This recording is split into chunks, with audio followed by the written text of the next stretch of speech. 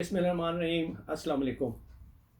मैं हूं डॉक्टर तौसीफ़ और मेरा यूट्यूब चैनल है जो आप देख रहे हैं होम्योपैथी के बारे में। छोटी छोटी टॉपिक्स हैं उनके बारे में मैं आपको बताता रहता हूं और उसके मुताबिक जो भी छोटी छोटी उनकी मुख्तसर आपको दवाइयाँ भी उनकी बताता रहता हूं, सो दैट आप अपनी मदद आपके तहत भी कर सकते हैं उसमें। लेकिन अगर आप ऑब्वियसली अगर कोई चीज़ सीरियस है तो आपको किसी डॉक्टर से मशवरा भी करना चाहिए।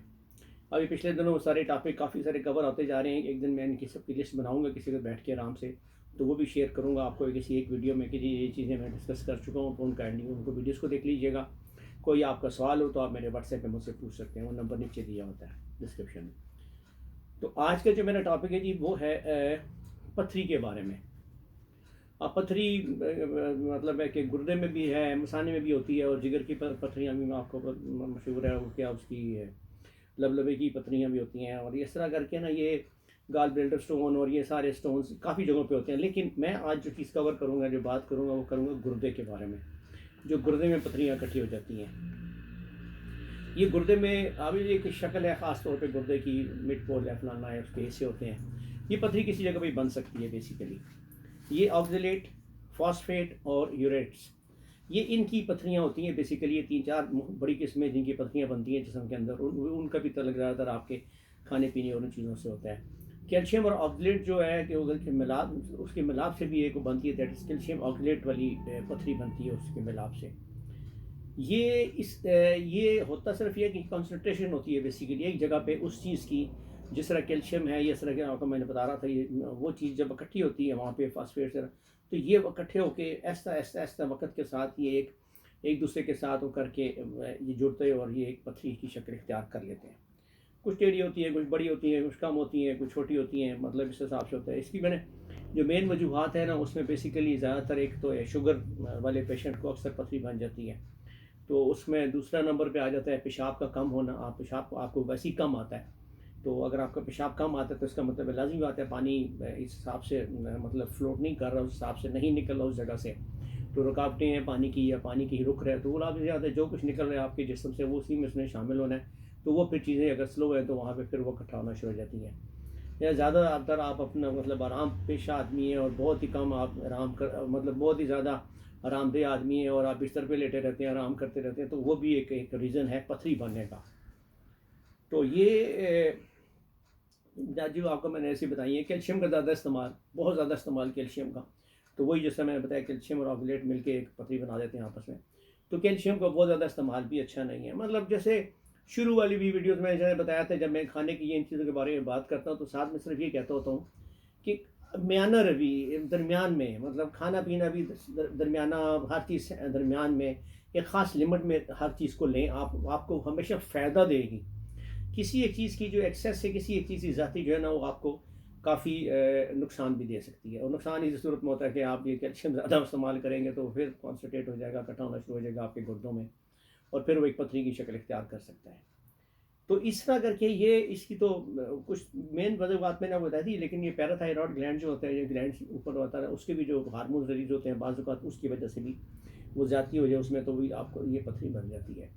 बाकी इसमें इसकी निशानियों में से ये होता है कि दर्द बहुत महसूस होता है गुर्दे के रीजन में, इन इलाके में दर्द बहुत महसूस होता है, आपको उल्टी भी आती है, चुभन होती है। कई दफ़ा इसकी पथरी है वो अपना आपको मतलब अंदर जहाँ पड़ी हुई है उस जगह को हिल हुल जाती है। कभी आप अपना आपकी पोजीशन तब्दील करते हैं, कुछ होता है, प्रेशर पड़ता है उसके ऊपर, तो वो थोड़ा सा आपको चुभन का एहसास भी होता है उसके साथ साथ। इसमें बेसिकली ये है कि इसमें एक और भी जो था मैंने रीज़न बताया था, उसमें पानी का कम इस्तेमाल। कुछ लोगों ने देखा है इवन गर्मियों में भी, वो अगर मैं भी किसी से पूछता हूँ, किसी पेशेंट से भी, यार आप पानी कितना पीते हैं दिन में जी 2 गिलास 3 गिलास पीते हैं पानी के। तो मैं हैरान हो जाता हूँ सुन के कि आप 5 से चाहिए 4-5 गिलास तो कुछ भी नहीं है दिन में एक पानी के। गर्मी की बात कर रहा हूँ, अभी मैं सर्दी नहीं, मैं तो सर्दी में भी लोगों को कहता हूँ कि 12 से 15 गिलास कम से कम रखें आप सर्दी में भी पीने के लिए पानी। पानी is very important, specially in old age, ये बता दूँ साथ में। अच्छा, तो पानी आपको इस्तेमाल लाज़म करना चाहिए। अगर पानी कम इस्तेमाल करेंगे तो लाज़मी बात है फिर पेशाब भी कम बनेगा, पेशाब कम बनेगा तो निकलेगा नहीं, तो फिर वहाँ पे कंसंट्रेट हो जाएंगी चीज़ें सारी पे। फिर वो पथरी और फिर वही प्रॉब्लम है, फिर वही मसले मसाइल दोबारा आपके सामने आना शुरू हो जाएंगे। अच्छा, इसके लिए ज़रूरी है कि पथरी का मालूम करने के लिए बेसिकली तो ठीक है, अच्छे ज़माने के तो हकीम खाली आपका पेशाब को ऐसे चेक करके बता देते थे कि, लेकिन अब मैं ये समझता हूँ कि अब साइंस साइंस का ज़माना है, बहुत अच्छी अच्छी चीज़ें हमारे पास अवेलेबल हैं। एलोपैथी ने साइंस ने बड़ी तरक्की की हुई है, उनके पास बहुत अच्छी मशीनें हैं, बहुत अच्छा सारा कुछ है। तो इसके एक तो यू वी एक्स का आप करवा सकते हैं, एक्सरे भी में आ जाती है ये पथरी फ़ौरन, और अल्ट्रासाउंड भी आप इसका करवा सकते हैं। तो आप ये अल्ट्रासाउंड करवा ले तो भी पता चल जाता होता है।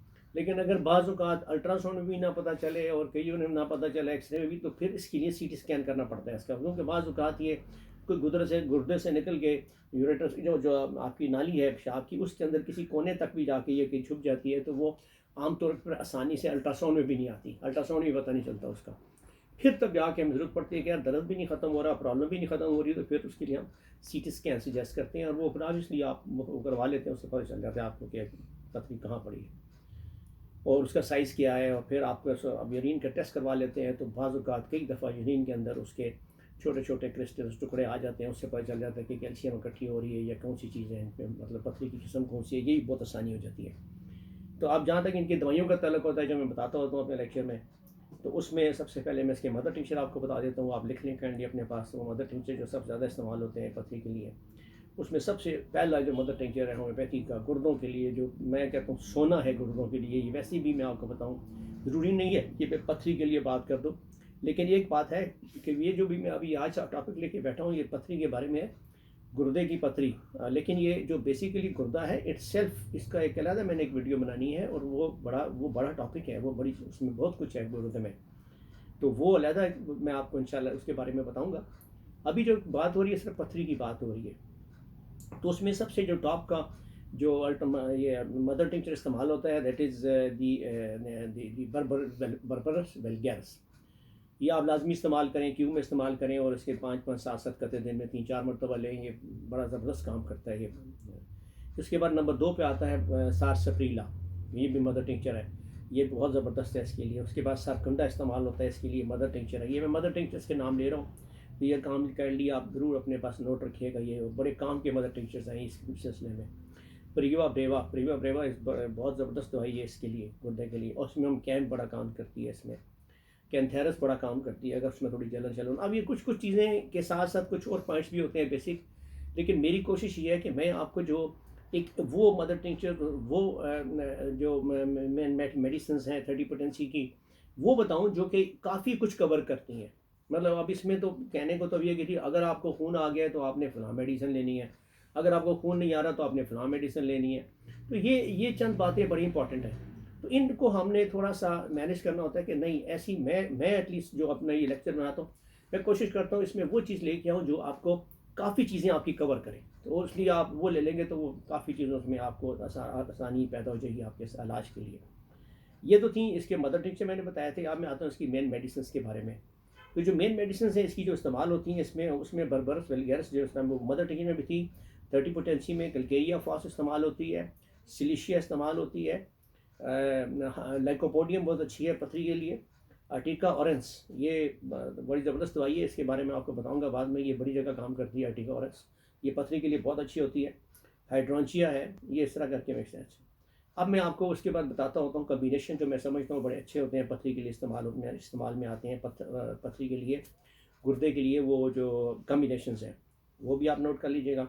सबसे अच्छा इसका ये जो कम्बिनेशन है वो हाइड्रोंजिया और बर्बरस वल्गैरिस और अर्टिका ऑरेंस, इन तीनों को मिला के 30 पोटेंसी में वही 5-5 कतरे आप दिन में 3 मरतबा, या 3-3 कतरे दिन में 3 या 4 मरतबा आप ज़ुबान पे टपका लें, सीधे ऊपर से 1 घूंट पानी पी लें, नहीं तो 1 चम्मच पानी में मिला के इनको ले लें।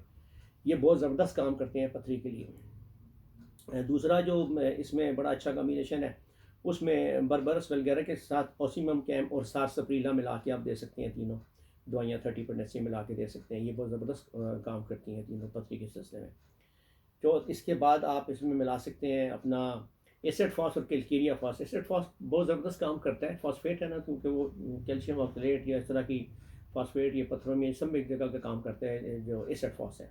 30 पोटेंसी में ये आप मिला सकते हैं, कैलकेरिया फॉस के साथ मिला सकते हैं। तो अब ये सिलिशिया भी आप मिला सकते हैं इसमें, कैलकेरिया फॉस के साथ सिलिशिया भी बड़ा काम करती है। उसका काम यह है कि जिसम से फालतू चीज़ को बाहर निकालना, तो वो भी काफ़ी मददगार है सिलिशिया गुर्दे की पथरी के सिलसिले में। ये थे कम्बिनेशन जो मैंने आपको बताए, आप नोट कर लें, कोई सवाल हो तो बाद में आप मुझसे पूछ सकते हैं, मैं आपको तो मैं लिख के भिजवा दूँगा।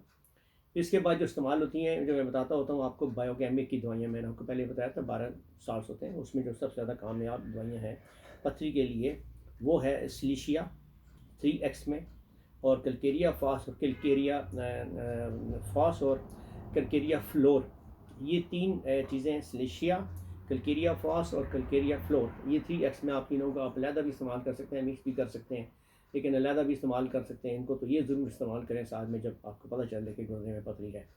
और किस किस्म की है वो डिपेंड कर रहा है, मैंने आपको पहले बताया था, लेकिन जो मैं आपको चीज़ बता रहा हूँ वो ओवरऑल एक कॉमन काफ़ी चीज़ों को कवर करती हैं दवाइयाँ। इसलिए कोई स्पेसिफिक मैं दवाई पे नहीं आता, लेकिन मैं आपको इसलिए बता दूँ कि जो सब चीज़ों को कवर करे आपकी, तो आप ये दवाइयाँ इस्तेमाल कर सकते हैं। बाकी एंड में मैं बताता होता हूँ डाइट के बारे में कि डाइट में क्या लेना चाहिए आपको। डाइट में चौलाई का साग इसके लिए बड़ा अच्छा होता है, ये खाएं आप। सोया का साग, सोया साग इज़ वेरी, ये भी बड़ा मशहूर चीज़ है। सोया साग बहुत मिल जाता है, कॉमन है। बस ये सीजनल चीज़ें हैं, ज़रा थोड़ी सी इनमें से कुछ सीजनल होती हैं, सीज़न में होती हैं, तो वो ज़रूर खाएं, उससे बहुत फ़र्क पड़ता है पथरी पे। शलजम बड़ा काम करती है इसमें, आपकी शलजम जो आपकी पथरी के सिलसिले में बड़ी मददगार है, उसको आप इस्तेमाल करें, शलजम खाएं। और मेथी बड़ी अच्छी है मेथी, इसके लिए अपना पथरी के लिए, गुर्दे की पथरी के लिए। और फिर आप उसके साथ अजवाइन का इस्तेमाल भी कर सकते हैं, वो भी पथरी में बड़ी मदद करती है। ये खुराक थी जो मैंने बताना चाह रहा था आपको, ये आपको हेल्प कर सकती हैं। बाकी लाजमी है आपको खुद एहतियात खुद आप कर लें तो ज़्यादा बेहतर है कि अगर आप पानी ज़्यादा पिएँ, ज़रा एक्सरसाइज करें, वर्जिश वर्जिश करते रहें, तो उससे बहुत फ़र्क पड़ता है। और आप में काफ़ी सारी चीज़ें ऐसी होती हैं जो जो जो फिर जो होती ही नहीं है, वो बीमारियां सामने आती ही नहीं है। अगर आपकी आदत और आपके खाने पीने के तरीके और आपकी चीज़ें ठीक हैं तो आप बेशुमार चीज़ों से बचे रहते हैं। तो काइंडली एहतियात आपके अपने हाथ में है, तो वो भी सबसे पहले उसको वो करें। तो आपको आज मैंने सब कुछ बताया इसके बारे में, तो अगर कोई सवाल हो तो मुझसे पूछ लीजिएगा। अगली वीडियो तक के लिए मुझे इजाज़त दीजिएगा। अल्लाह हाफ़िज़।